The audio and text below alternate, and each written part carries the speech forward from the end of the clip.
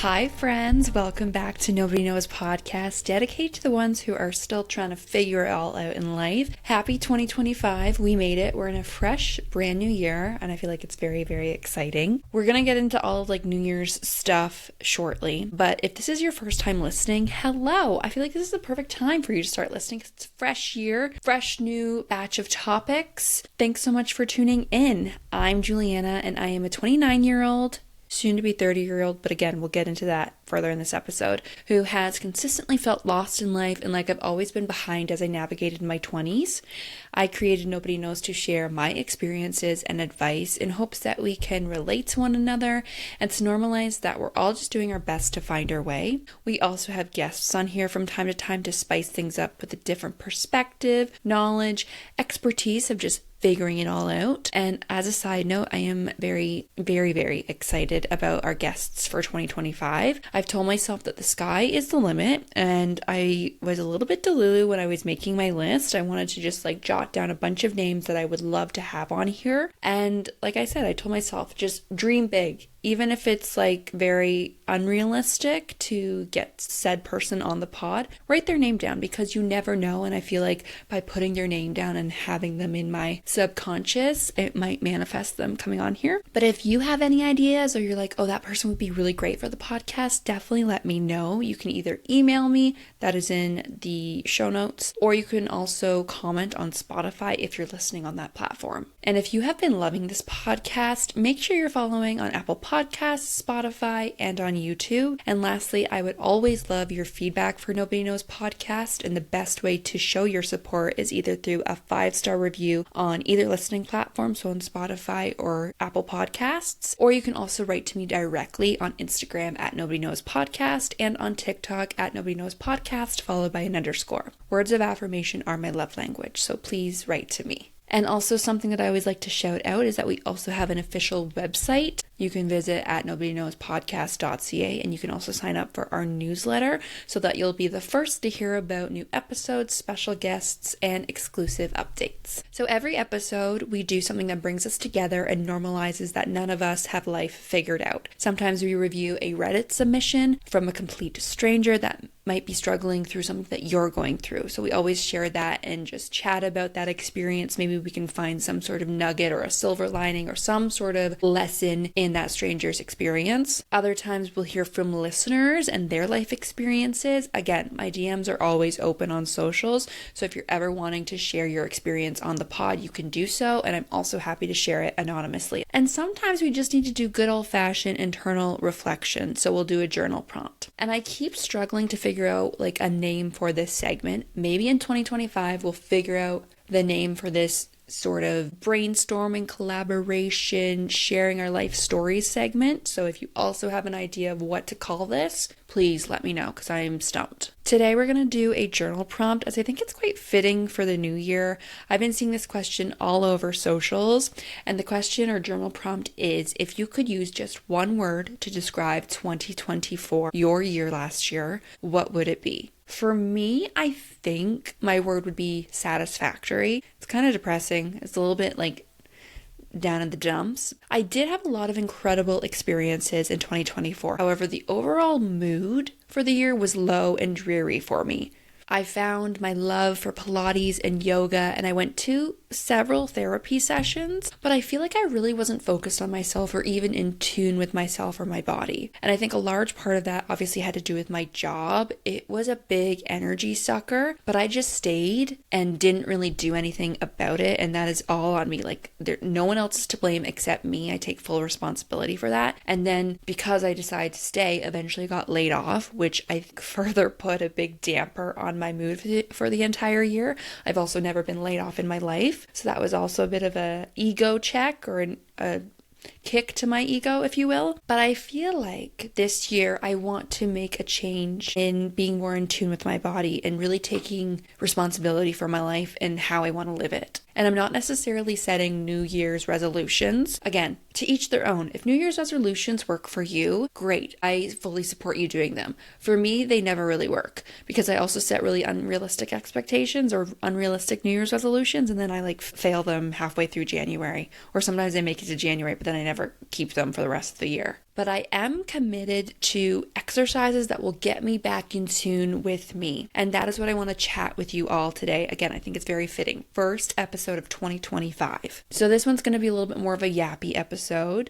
I typically always stick to an outline, and I do have an outline for today, but I do just want to talk to you because it's going to be about my whole experience, what I want to do for 2025. So it could be a little bit of tangents, but I will try to stay on track with what I have here. So starting off, let's go back to New Year's Eve, or what we did for New Year's. And I feel like on New Year's, you can never win. If you decide to go out and you have plans, typically the plans are a lunch bag letdown. Let's be real, they are never really that great. I feel like any New Year's Eve party that I've gone to has been subpar to any of the other parties I've gone to in the entire year. For whatever reason, New Year's, it just has so much expectation just to always fall short. And if you are at a party or doing whatever, then you kind of have FOMO or wishing you had stayed home. But then if you do stay home, you kind of have FOMO because you didn't go out, or you're seeing all these people at parties that, again, probably only look good on social media or however you're seeing them. And like I said, there's just so much expectation with New Year's, but I really don't understand how we have not realized yet,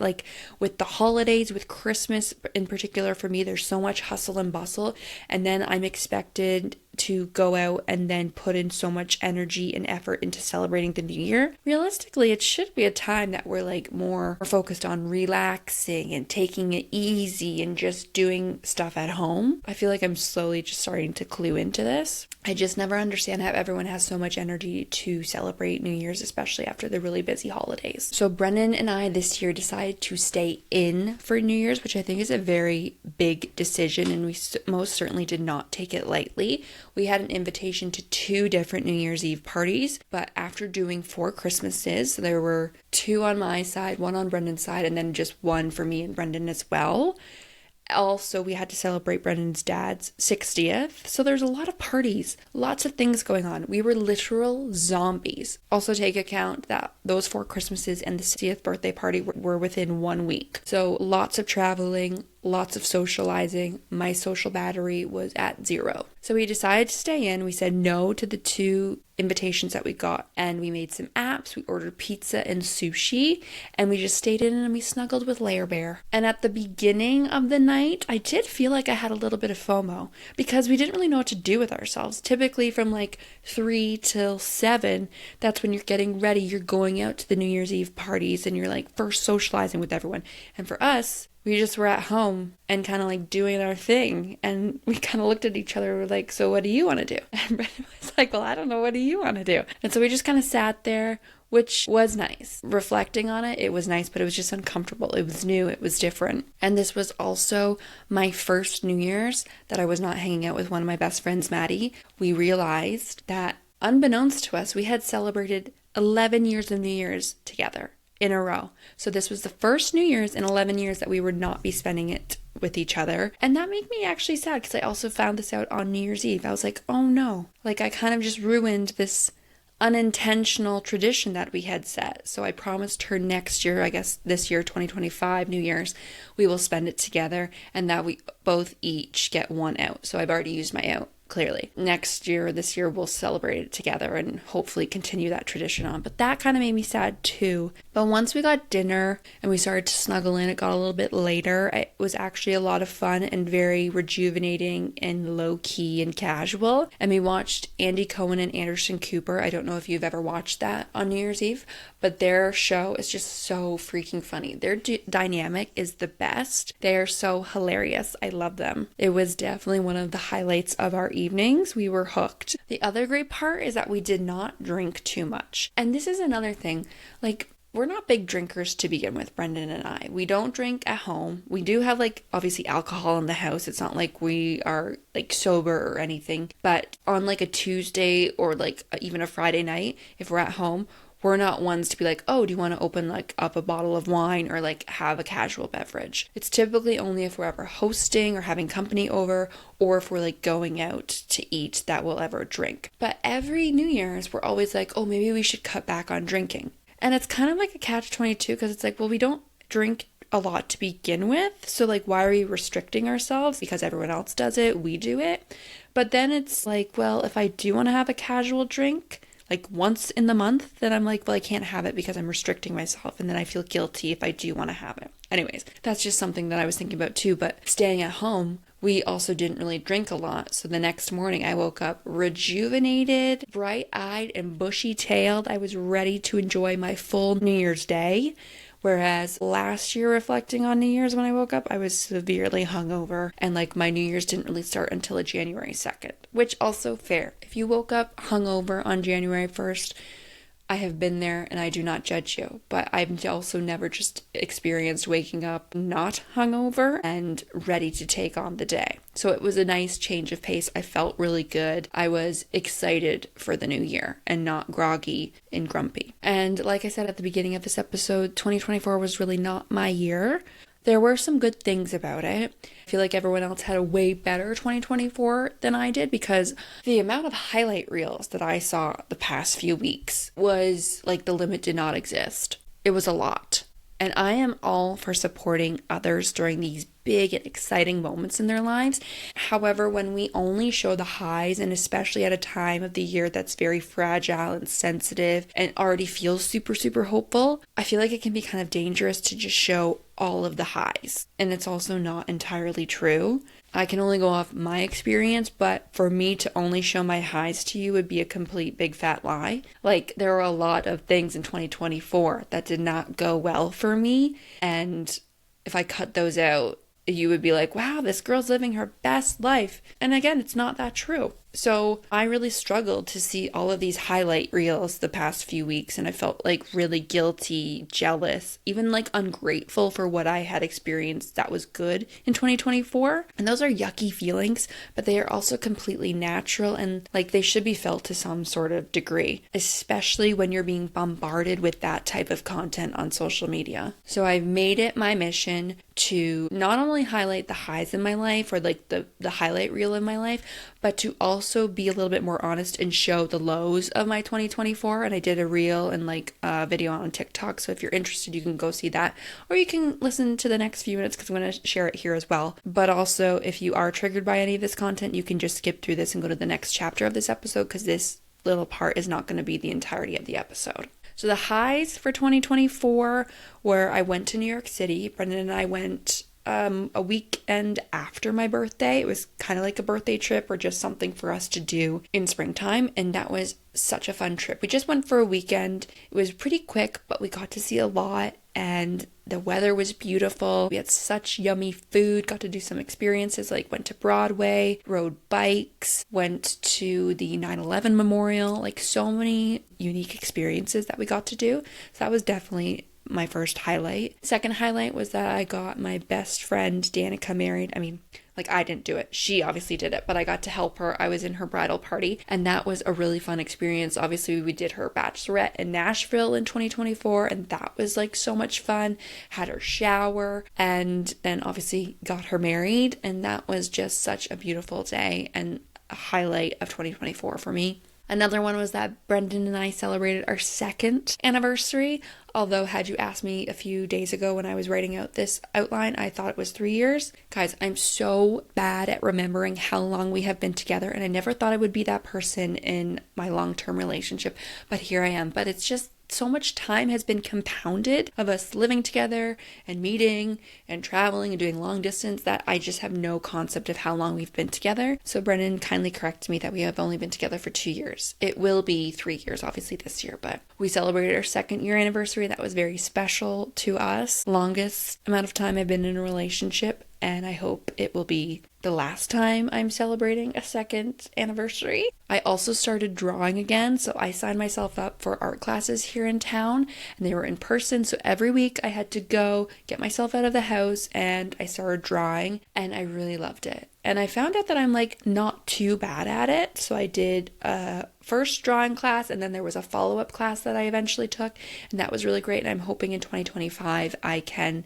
draw, maybe do like an online class and draw at home. That would be something I'm really looking forward to and would like to try. And then The very last high of 2024 was Brendan and I got last minute Eras Tour tickets, which, oh my gosh, so much anticipation, stress, but in the end, very much excitement and joy, and like, good grief, we're so grateful and lucky to have achieved these tickets. I don't know how it happened again, but we did a whole episode on that. So if you are interested on how that whole journey came to be, you can listen to that episode from last year. But that was such a cool concert. And I'm actually really grateful that it transpired that way and that we hadn't known for a while that we were going to get tickets, because we appreciated it so much more. Now, hopping into the lows, there's less lows than highs, which I'm kind of grateful for, and it definitely puts things into perspective, although I do think the lows can weigh out some of the highs just because they were such heavy lows. But the first one was I continued to struggle with my skin, and you might be saying, oh my gosh, Jay, look, that's not really a big deal.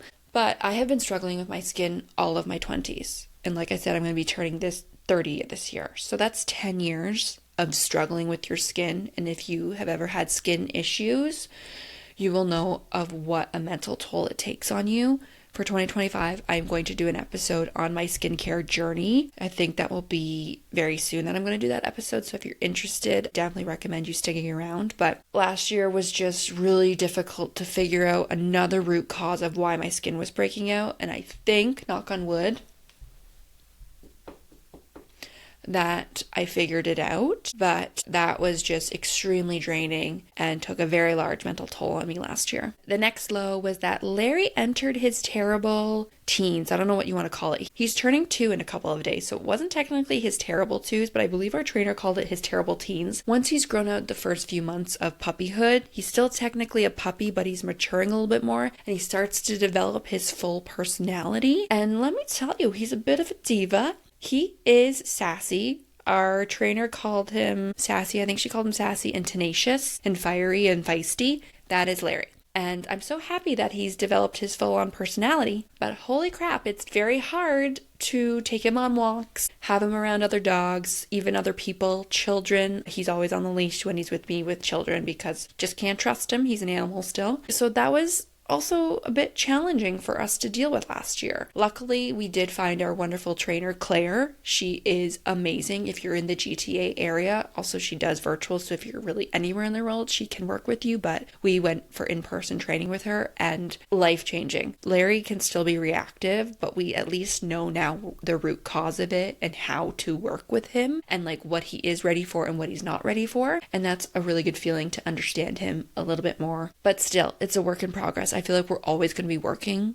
with him, and that is just something I never really considered when I was first looking to get a dog, but it was just very difficult last year to go through that, very stressful again. Every walk we went on was just like, oh my God, I hope he's okay, but we're figuring it out. And then lastly, we all know this one. I got laid off from a job that burnt me out the year before. This was probably the biggest thing that, like I said, sucked my energy, made me somewhat depressed, and resulted in some of those therapy sessions that I was talking about. I just feel like I was not me because of this job, and I wasn't prioritizing myself because of this job. I was doing whatever I could to keep the job and kind of like putting my needs and my feelings aside. Again, ties back to I want to be more in tune with myself and prioritize what I need. This year, I need to find a job that aligns with me and my priorities versus the other way around. So like I said, reflecting on both the highs and lows, it definitely puts things into perspective and helps me feel better about why I felt so off last year. But I will say, reminding myself of the highs, kind of doing that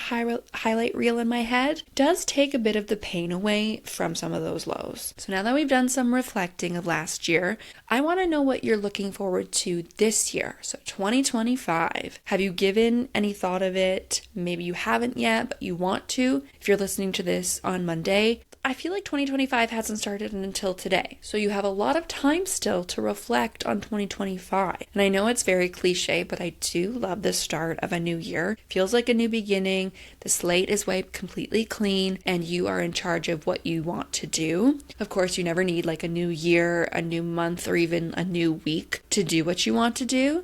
But I feel like just the freshness of January empowers me to make some bigger changes than I typically would. It really motivates me. And as I said, I haven't been very in tune with myself recently. Years ago, I always used to do a vision board. I would journal every day and I would document my wins of the month. I loved it because I accomplished what I wanted to, had the vision board motivating me and like helping me keep on track. But I also felt present in my life because each month I was reflecting on what I had done and feeling grateful and really acknowledging those feats. But I have not done that in a while. And I think that is what's missing from taking my year from just satisfactory to pretty damn great or incredible, or feeling really accomplished and satisfied with my year. So that is what I'm looking forward to this year. And of course, I have some ways that I want to share with you on how I am going to achieve that. So like I said, I haven't done my vision board in several years, even though I have tried. Brendan and I have sat down every year that we've known each other and attempted to start our vision board, only to not finish it. So then we have some random piece of like cardstock that's like half finished, which is not very inspiring and also just kind of a complete waste.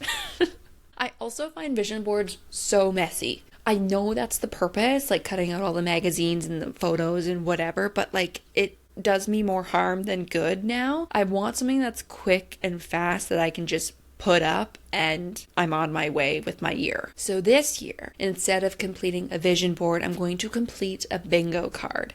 And this is all over social media, but I saw Roxy Kaus, who we had on in episode 26, if you ever want to listen to her episode. She was talking about her 2024 bingo card, and I think she accomplished like majority, if not all, of the bingo card. And I was like, how satisfying is that? You get to like tick off each box that you've done throughout the year, and then by the end of the year, you pretty much have a completely finished bingo card rather than a messy vision board. I really like the simplicity of the bingo card, of just ticking everything off, whereas like with a vision board, all you have at the end of the year is just like the completed vision board that you stared at all year long, unless like you get stickers or something to put on each part of the vision board to show that you've completed it.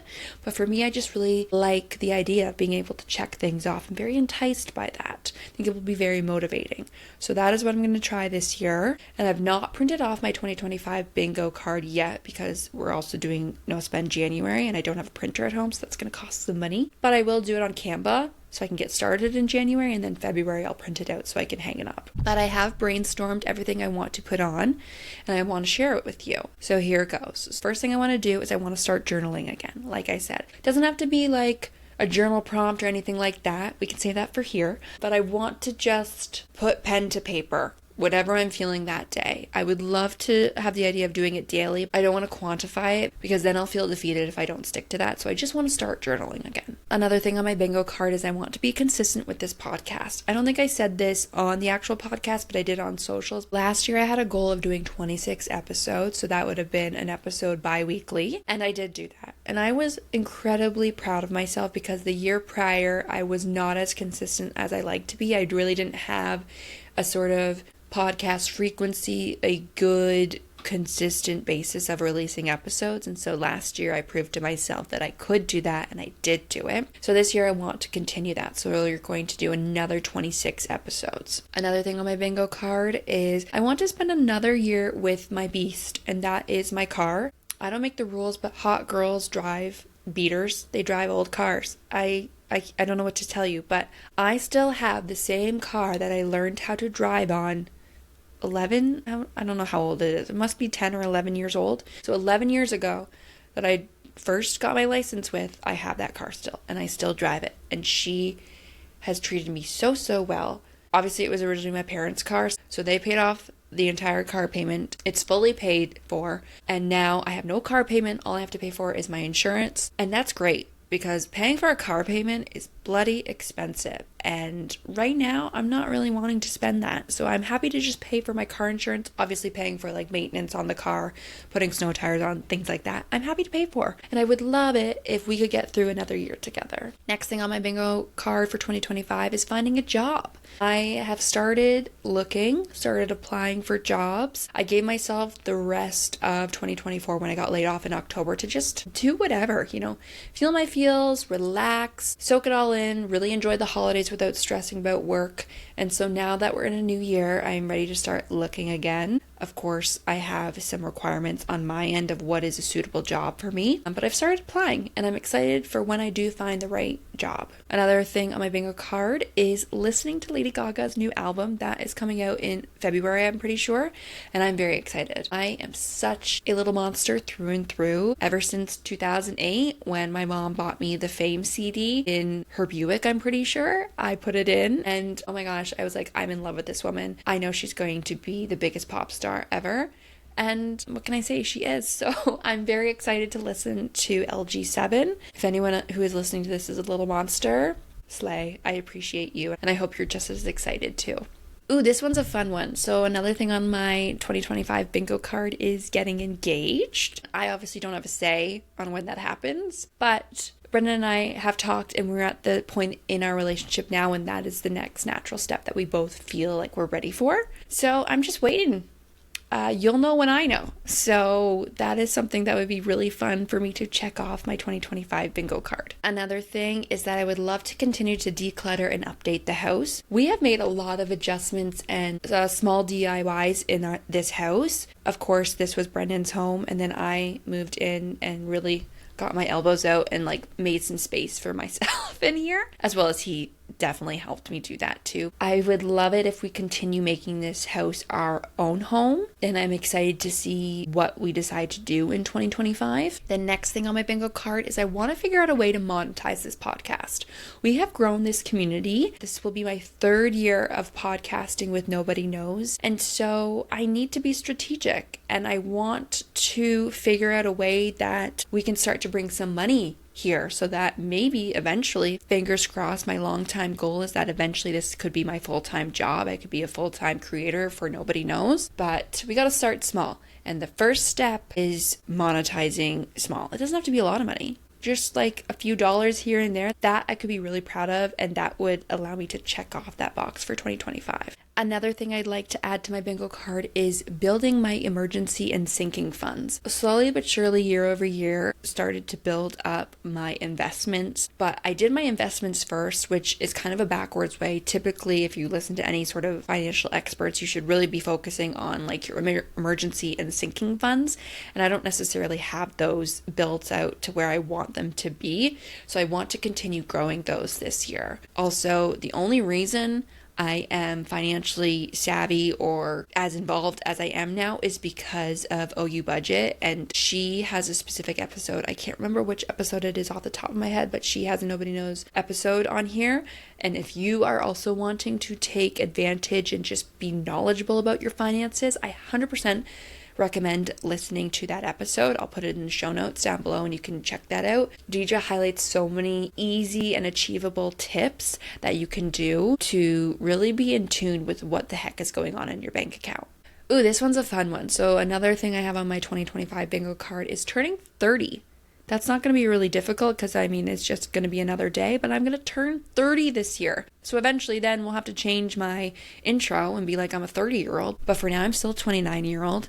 I have a lot of thoughts on that I won't get into just yet. I will probably trauma dump a lot then, but I will do a special episode then, and we can chat about turning 30. Wow. I alluded to this one already, but I want to continue drawing. I have some ideas that I'm percolating on, but I've just never set up enough time for myself to do it. Hopefully in 2025, I can carve out some time for myself to continue drawing and exploring the things that I have been brainstorming about. Another thing that I touched on was I want to celebrate my wins monthly. I might do an episode on this maybe at the end of the year or maybe sometime in 2025. I always have a specific note in my notes app that just lists out all the months. At the end of each month, I'll go in and update the month, for example, and I'll say I did this, or this is what me and Brendan accomplished. But then at the end of the year, I have all 12 months filled out and I can really reflect on each month and like what we accomplished or the fun things that we did. Then I don't forget about it, because the problem with reflecting at the end of the year is then you kind of miss even the tiny wins, and those are just as exciting as the big ones. I just want to make sure that I'm very present and remembering everything. So I definitely want to celebrate my wins monthly. Oh, good grief. The next one is I want to practice better sleep hygiene. So that means no phone near my bed when I'm going to sleep. Wake up earlier. I want to get in at least 7 to 8 hours a night when I go to bed. I just want to have a better sleep structure, and I'm getting there, but I can definitely improve upon it. Oh, this one's also a good one too. So in 2025, I want to feel more confident in my body. And I phrased it this way because every year I will add on my New Year's resolutions or just goals I have of fixing my body or like changing my body because I'm not happy with it. But instead this year, I just want to be happy and content with how I am. I don't need to lose weight. I don't need to bulk up or tone my body. I don't need to fix my skin, even though it causes me a lot of grief. I want to be more neutral with like how my body changes and just be happy and feel like I'm perfect just the way that I am. So we'll see how that goes because I've never really gone from this perspective or this mindset before. I feel like I'll be less critical and less anxious if I just come from this way. And then lastly, I want to continue and maintain my movement routine. Again, I don't like calling it exercise. I feel like I'm trying to just move my body because my body needs it versus, oh, I need to do this because I'm trying to lose weight. Again, it's kind of tied into being more neutral with just how I see my body. I want to move my body because I enjoy doing it, and that is definitely through yoga and Pilates. I got into a great yoga and Pilates routine last year, and again, I want to continue doing that, potentially exploring new yoga studios or new Pilates studios because now I have a good foundation. I've tackled the reformer machine,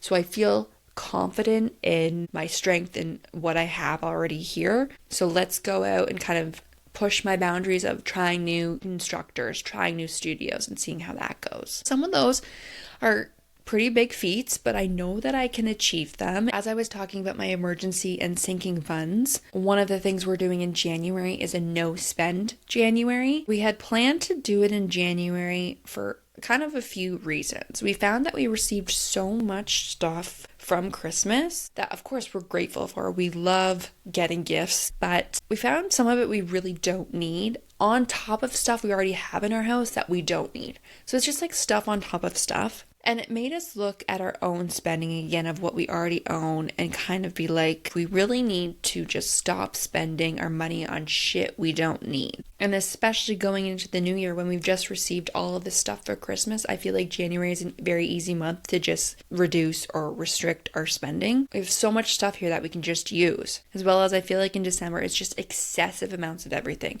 It's excessive food, excessive going out, excessive entertainment that it feels kind of natural to just take a pause and kind of restrict, or maybe I shouldn't use the word restrict, that can kind of be problematic, or kind of just cut back on things in January and like take a deep breath and just sit with ourselves. Another thing about doing a no spend in January is we received a lot of gift cards for Christmas. So while we are cutting back on things in January, it's not like we're completely restricting ourselves because we have the gift cards to like go out once in the month or do something fun. So if you are interested in joining us, I did an episode on this, not last year, but in 2023 about the rules, and we're following those exact rules this time around. So if you are interested, make sure to listen to that episode. I will link it as well in the show notes. Those are some of the things that we have going on right now as we get further into 2025. I would love to know if you're doing anything specific in 2025 to really set the year and to set your tune.